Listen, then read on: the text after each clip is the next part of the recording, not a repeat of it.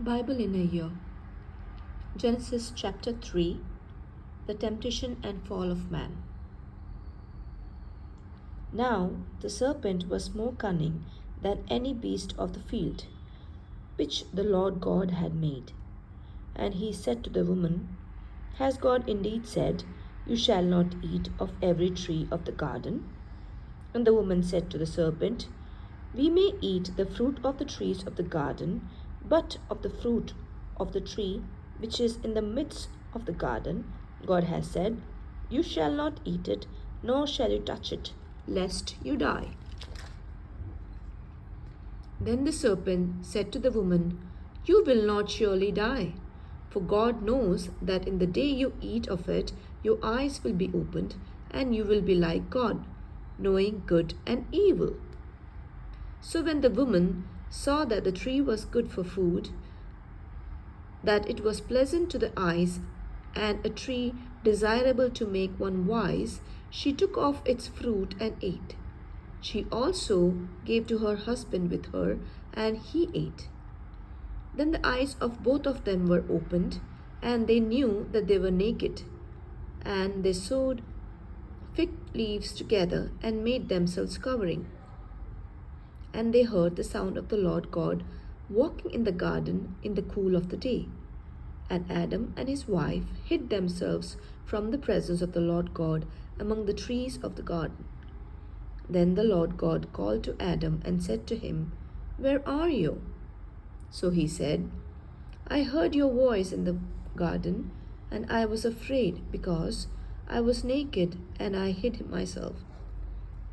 And he said, Who told you that you were naked? Have you eaten from the tree of which I commanded you that you should not eat? Then the man said, The woman whom you gave to me to be with me, she gave me of the tree, and I ate. And the Lord God said to the woman, What is this you have done? The woman said, The serpent deceived me, and I ate.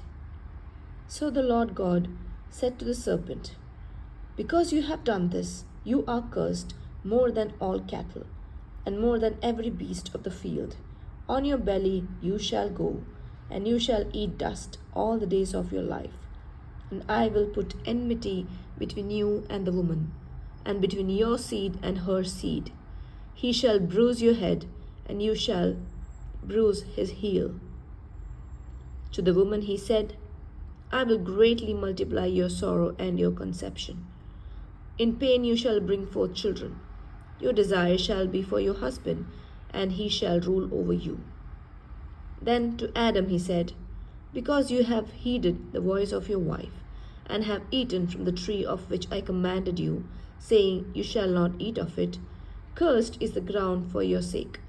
In toil you shall eat of it all the days of your life.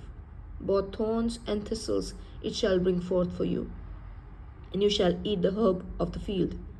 In the sweat of your face you shall eat bread, till you return to the ground. For out of it you were made, for dust you are, and to dust you shall return. And Adam called his wife's name Eve, because she was the mother of all living. Also for Adam and his wife the Lord God made tunics of skin, and clothed them. Then the Lord God said, Behold, the man has become like one of us, to know good and evil. And now, lest he put out his hand, and take also of the tree of life, and eat, and live forever. Therefore the Lord God sent him out of the garden of Eden, to till the ground from which he was taken. So he drove out the man, and he placed cherubim at the east of the gate of Eden, and a flaming sword which turned every way to guard the way to the tree of life.